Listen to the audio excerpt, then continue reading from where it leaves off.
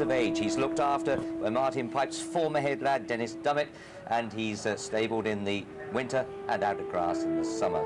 Well, of course, you'll remember the 24-year-old 13 years ago when he won under Richard Dunwoody for comedian Freddie Starr and Martin Pipe. The next we see is Rough Quest, now 21 years of age.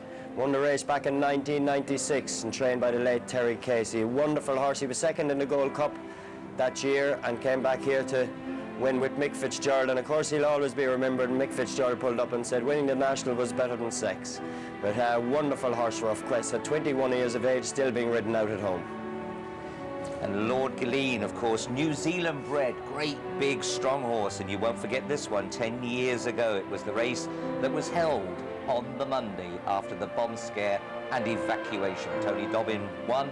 He's now with Lady Clark. He was running in the colours of Sir Stanley Clark and did the business. 20,000 people came in free to watch Tony Dobbin do the business.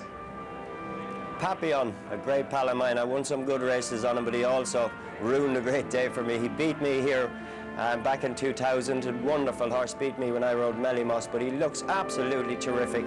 Ruby Walsh rode him on this occasion, and a real tough horse, owned by Betty Moran, an American lady, and a huge part of the Walsh's family.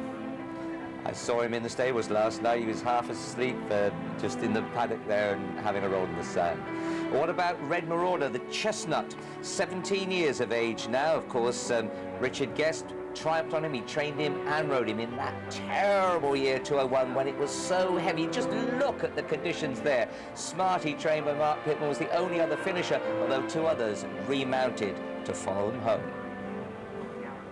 The youngest horse in the parade is Binderee, aged 13.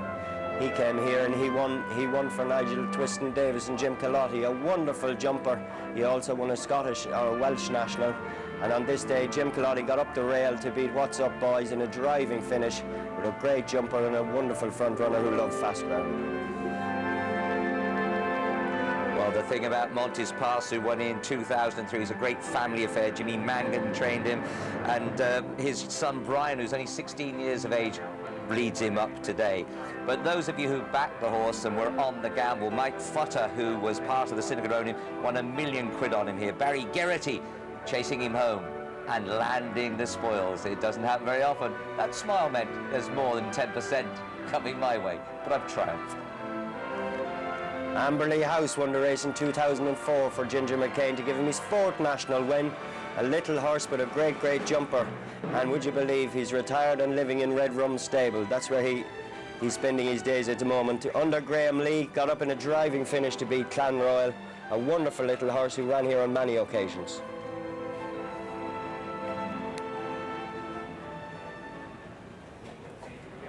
And it could be Graham Lee who's grinning like that again this year, because he's on board Joe's Edge, the joint favourite.